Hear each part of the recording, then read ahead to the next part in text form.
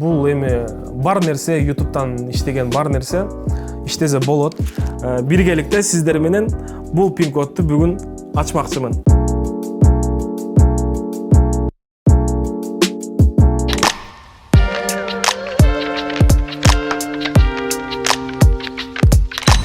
Сенден сүрөтчү чыкпайт чындыгында. Сен сүрөтчү болбой эле кой деген. Сен стоп кылып турасыңарбы? Бишкекте үйүм жок.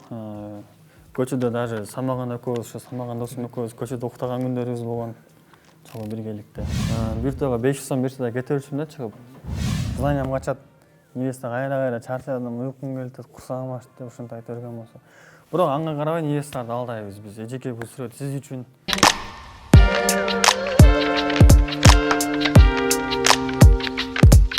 Ассаламу алейкум, урматтуу биздин сүйүктүү болгон Gentleman Club каналыбыздын катылуучулары жана көрүүчүлөрү. Сиздер менен бир топ кыска убакыттан кийин, карантинден кийин кайрадан ким элен ким болуун көрсөтүүсү жана мен Нуржигдан Арбаев. Саламатсыздарбы? Бүгүнкү биздин коногубуз, бүгүнкү кечебиздин төрүнүн ээси, өзүнүн жумушу менен көптөгөн элге таанылган, өзүнүн жумушу менен тагыраак айтканда башка өлкөлөргө чейин өзүнүн атагын чыгарган инсан, фотограф, Кыргызстандын эң алдыңкы фотографтардын бири Сариев Нурмухаммед. Ассаламу алейкум. Кош келипсиз. Рахматчон. Денсаулыгыңыз жакшыбы? Денсаулыксон, өзүңөр кантасыңар? Кудайга шүгүр жакшы келип алдык. Баары ойдогудай. Убактыңыз кандай өтүп атат? Карантинде убактыбыз изденбей, жумуш кылмай, өзүбүзчө жаңы идеялар чыгарып, ушуну менен алек болуп атабыз карантинде тока. Эми карантин бүткөндөн кийин кандай жумуштар баштайсыз? Карантин бүткөндөн кийин жумушубуз аябай көп чындыгында. Карантин бүтүшү менен уже свадьбалар тартып баштайбыз, love story тартып баштайбыз, фотосессия тартып баштайбыз. Особенно көлгө көп барабыз эми. Карантин бүтүшү менен. Азыр сиз жалпы биздин көрүүчүлөр менен кыскача салмашып алсаңыз, андан соң көрсөтүүбүздү кантабыз. Ассаламу алейкум, урматтуу кыргыз элим. Бардыгыңыздардын Орозо байрамыңыздар менен чын жүрөгүмөн куттуктайм. Жана бардыгыңыздардын туткан орозоңуздар кабыл болсун, кылган дуаларыңыздар кабыл болсун. Бардык кыргыз эл, Кыргызстандын калкына чын ден соолук, узун өмүр каалайм. Анда эмесе биз баштайбыз. Мен Нуржигдан Арбаев жана Сариев Нурмухаммед.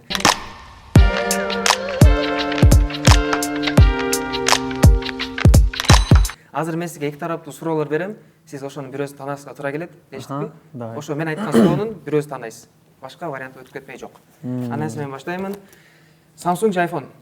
iPhone. Базар Коргон же Бишкек? Базар Коргон. Үй бүлө же жумуш? Үй бүлө. Портрет же Love Story? Love Story. GIF же лотерея?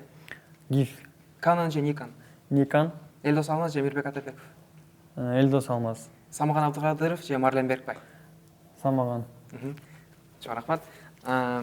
Мартөттүн аталышы өзү айтып тургандай, ким элең ким болдуң. Азыр мен сизге ушул даражага жеткенге чейин сиз эмне жумуш аткаргансыз, кандай кыйынчылыктар көрүп мына ушундай жеткенсиз, жалпы бүгүнкү күнгө жетип келген жетишкендикти айтып өтсөңүз. Негизи кичинекей кезимде ресторандарда иштөөчүмүн, сүрөт тартып, сүрөт чыгарып, сүрөт тартчубуз Базар Коргондо. Доктор Би деген ресторанда бүт баарын эстейм. 2008-2007-лерде иштөөчүмүн. Андан кийин уже Бишкектен үйдөгүлөр менен сүйлөшүп, өзүмчө өз алдымча кеткем. Анан бир Ошто бир жакшы бир фотограф бар, анын атын айтпай эле коеюн. Анан короче мындай болгондо окуя, сүрөт тартканга ушунчалык кызыкчумун да. Анан үйдө отуруп, ойлонуп, ушу сүрөт тарткандарды көрчүмүн мурунан. Анда 2006 болуш керек, 2006. Сүрөттөрүн көрүп, кызыгып, мындай ошо байкеге жазгам да. Жазып, мага сүрөт тартканды үйрөтпөйсүзбү? Мен аябай кызыгам, кандай фотик алайын дегем да, фотоаппарат. Эми фотоаппарат алайын деп совет сураганда мага айткан да, сенден сүрөтчү чыкпайт чындыгында. Сен сүрөтчү болбой эле кой деген. Анан кийин ушунчалык жүрөгүмө жаман кайгуу киргенде мындай эмнеге менден чыкпайт, анан өзүмдүн үйүмө кирип алып, мындай өзүм жаман башкача сезгем. Анан сүрөт жоломду өзүм сел койгом да. Анан ошентип отуруп Бишкекке кеткем. Бишкекке барганда Резонанс деген студия бар. Алмаз Кудайкулов деген өзүмдүн байкем бар. Ошо Алмазга үйрөткөн бүт нерсени. Анан Чыңгыз Мурзаев деген байкебиз бар. Ошолар менен чогуу жүрүп, үйрөнүп, ушинтип отуруп ушу даражага жеттим. Анан өзүмдүн бир тууган акем бар, Алтын деген. Ошо Алтын акам себепкер болгондо ушу жумушумачы. Мектеп кезинде мектептен каччумун, тойго чыгасым десе. Анда биринчи акчам, ставкам 500 сом акча болчу. Бир тойго. Бир тойго 500 сом берсе да кете берчүмүн да чыгып. Эмнеге дегенде мен сүрөт тартканга ушунча кызыкчумун да.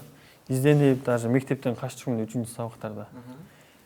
ушундай болчу окуя. Бул кызыгуу каяктан келген сизге? Кызыгуу атаман өттү го дейм. Атам сүрөт тартканга аябай кызыкчу да.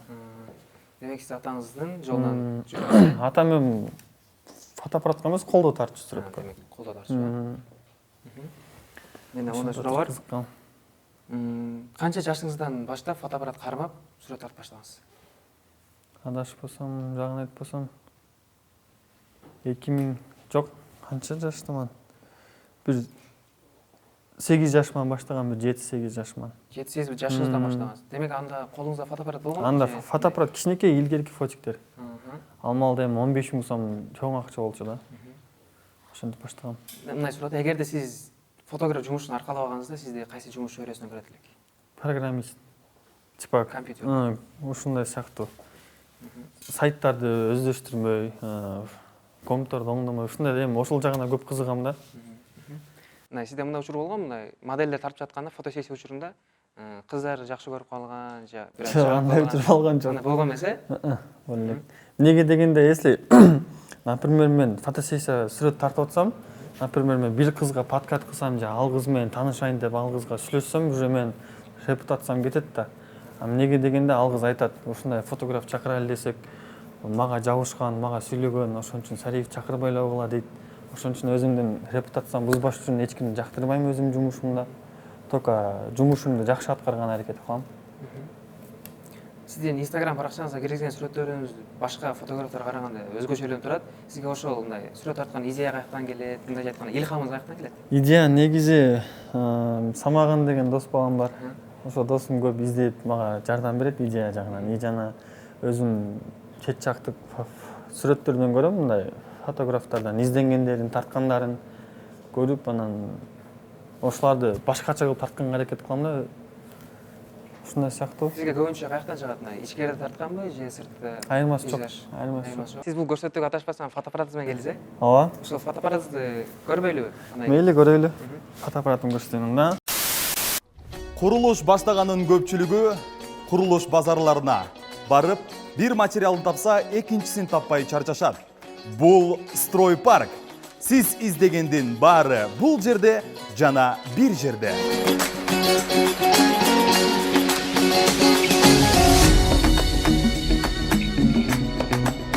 Мүмкүнчүлүк стройпаркта ар бир кардар үчүн түзүлгөн. Кылган соодаңыз 5000 сомдон ашса, 5000 сомго лотереянын катышуучусу боло аласыздар. 5000 сомдук соода. Жана ошондой эле колуңузда Оомат лотереясы. Лотереяда баалуу белектер жана ошондой эле автоунаалар ойнотулат. Стройпарк. Келечек биз менен.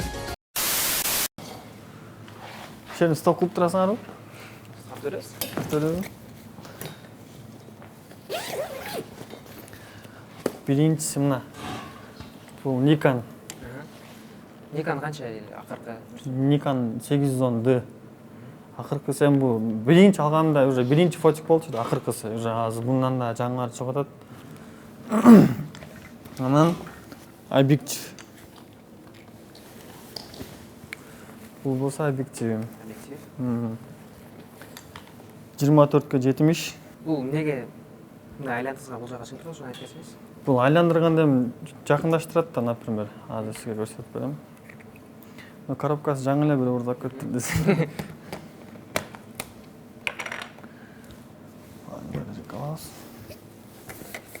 Bundan başka da fotoaparatınız var mı? Bundan başka da fotoaparatlarınız. Ооба. Az canınızda de. Жок, алар жанымда эмес. Эмне издетесиз? Батарейкам. Батарейканы отдельно салып коебуз да, а то ичинде болсо көп заряд көп жейт, ошо слабыйлашып калат. Мынакей Nikon негизи эле сүрөт тарткан жагынан абдан күчтүү. Мындай сыяктуу фикса бу X8 арканкы фокусту сонун алып берет да. И точкаларды чотко чыгарып берет. Мен бир эле ушул объектив менен иштейм.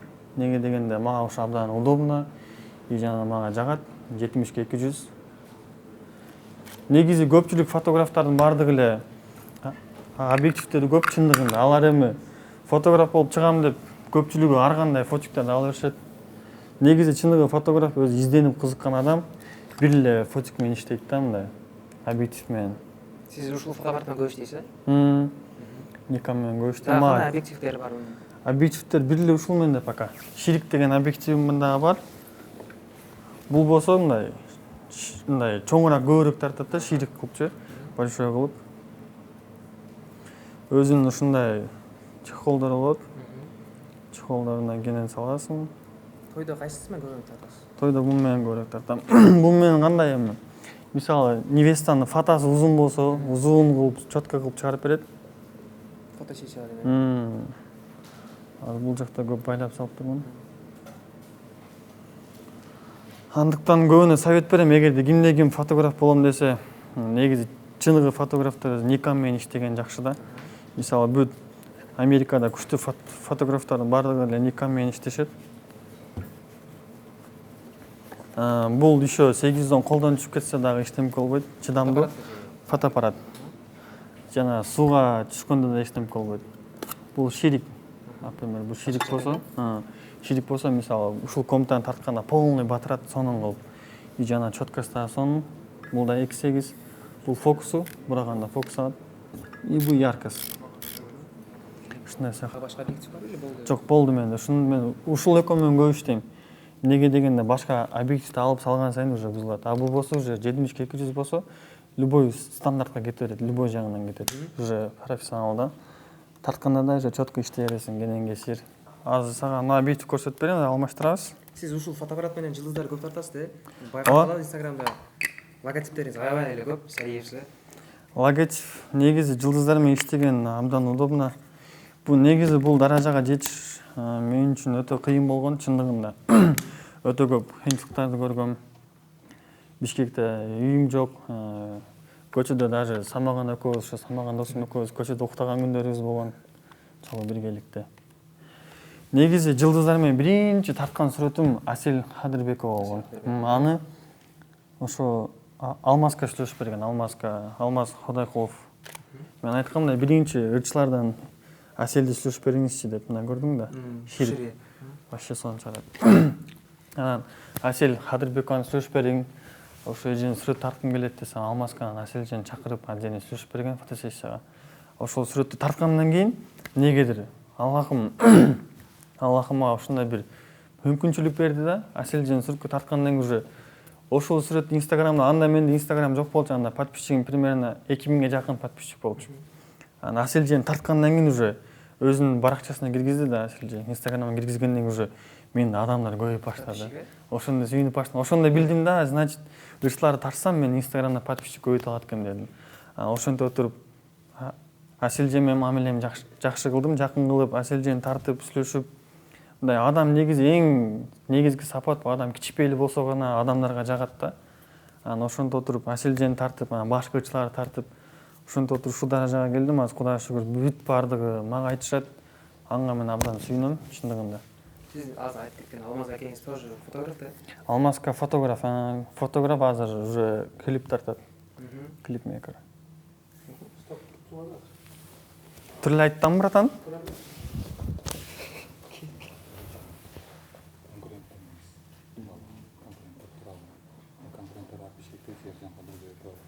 Артарсан шына. Прямой эфирге?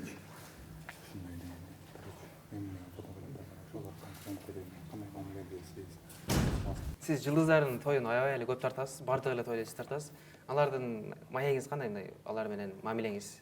Негизи биринчи тартканым бул Нурланканын тоюн тарткам. Нурланканын тоюн тартканда эми Нурланка менен иштешип жүргөндө съемкасын көп тартчумун, фотосессия кылып, обложкасына сүрөттөрдөн. Нурланка айтчу да, Кудай буйрса мен үйлөнсөм тоюма сени сөзсүз чакырам деп ниет кылган. Анан кийин үйлөнтам да бир группа ачкан, WhatsApp'тан группа ачканда ошол жака да мени кошкондо мен сүйүнгөм да, значит, тоюна мен да барат экенмин депчү. Анан кийин Нурланка экөөбүз жазышып, студияга чакыргандан барып той жөнүндө экөөбүз сүйлөшүп, уже план кылганда, уже бир ниеттерим бир орундалганда, мен үчүн өтө чоң бир мындай шанс болчу да. Эгерде ушул Нурланканын тоюн тарсам, значит, мен дагы өсөм деген өзүм сел койгом да.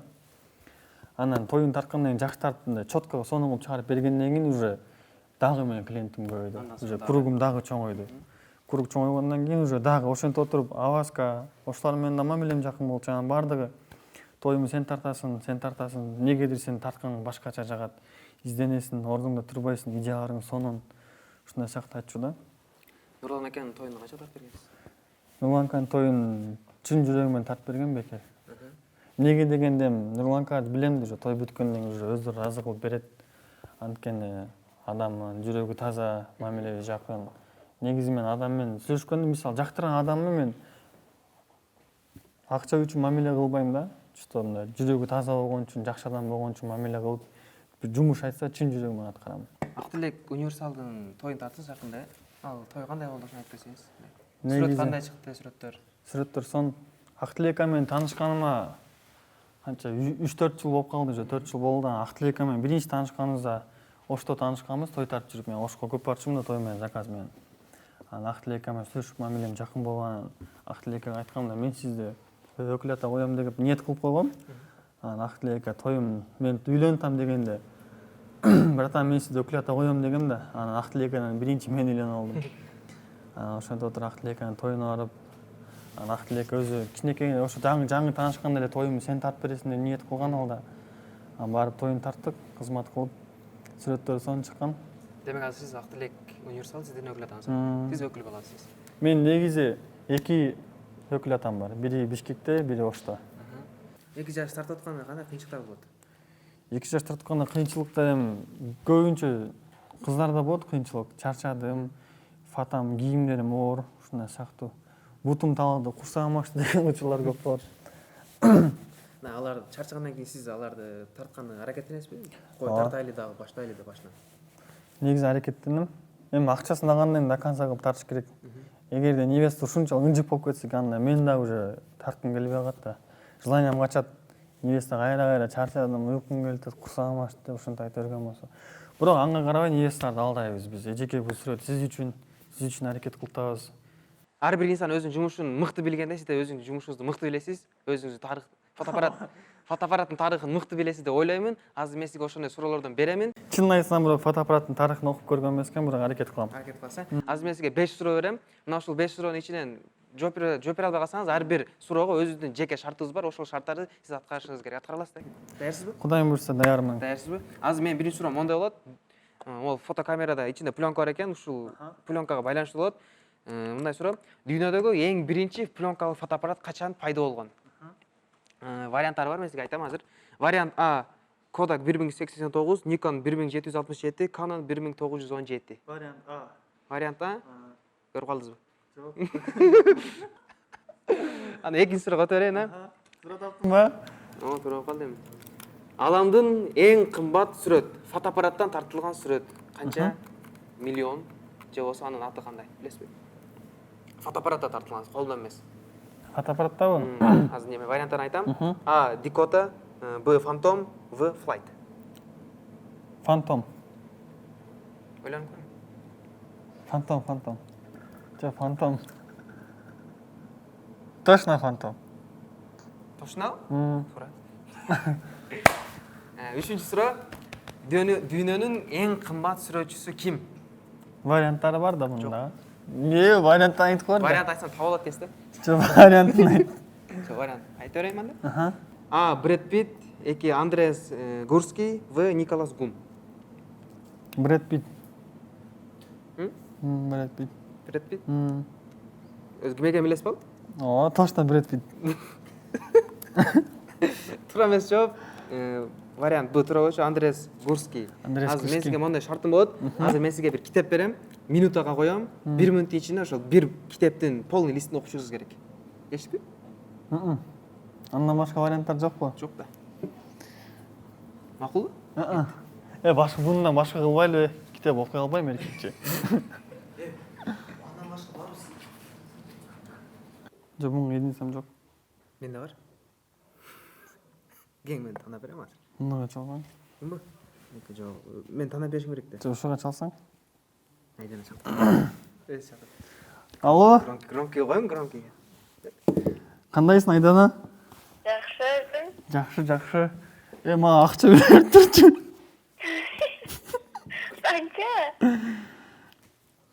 10 10 15.000 сом. Мен муканча чыкпайт менде. Канча бар? Менде мына карантинде отурганча биз кыялды Москвада бактык деген. Срочно керек болду. Машинамды уруп алдым да срочно керек болуп атат. Жо. Мен десе. Токто мен караштырып көрөйүнчү анда. Машина мен койдуруп кеттим. Мен сага караштырып. Сага бүгүн керекпи? Машина мен койду уруп кеттим да, кой уруп кеттим. Анан койдун акчасын 15.000 сом бериш керек болуп атат да. Ошону сурап атат. Эч кимге айтпай эле кой, эч ким билбей эле койсун. Жок майла айтпайм. Мен азыр эме кылайынчы, караштырайынчы туруп турам. Хорошо, болуптур. Таныш усталарың жокпу? Айдана? Оу, Таныш усталарың жокпу? Таныш усталарың? машина устабы? Ооба. Балан желишпейт. Жок. Балонумун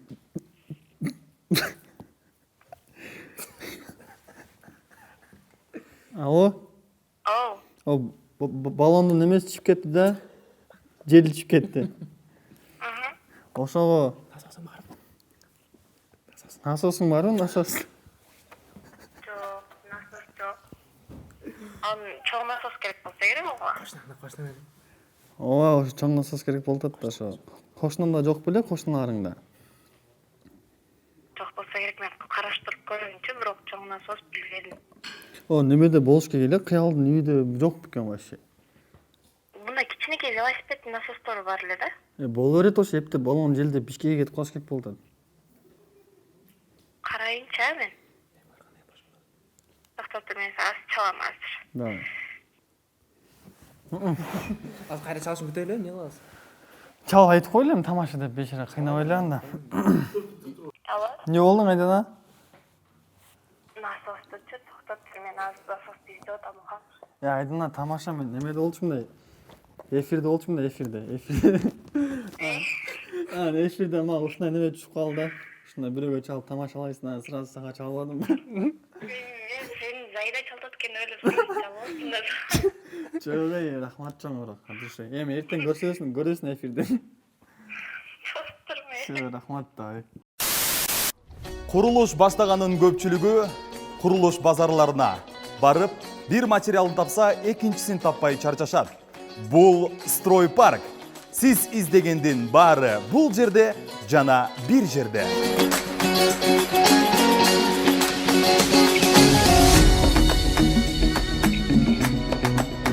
Мүмкүнчүлүк стройпаркта ар бир кардар үчүн түзүлгөн. Кылган соодаңыз 5000 сомдон ашса, 5000 сомго лотереянын катышуучусу боло аласыздар. 5000 сомдук соода. Жана ошондой эле колуңузда Оомат лотереясы. Лотереяда баалуу белектер жана ошондой эле автоунаалар ойнотулат.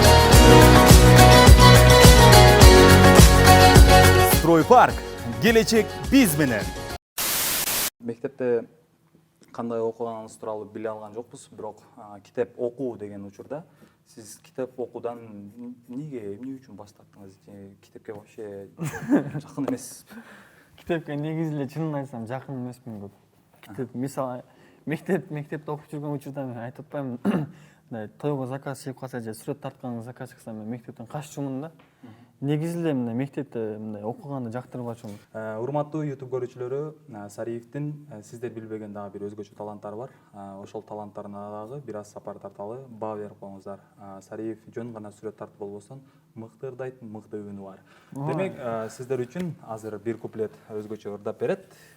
Албетте, сиздер үчүн, мен үчүн эмес, сиздер үчүн. Анын үчүн музыка болуш керек да. Жок, без музыки деле, мындай музыкасыз деле ырдап койсоңуз болот. Жакшы ырчы, жигитке жетишкен ыраздык кылат дейт го.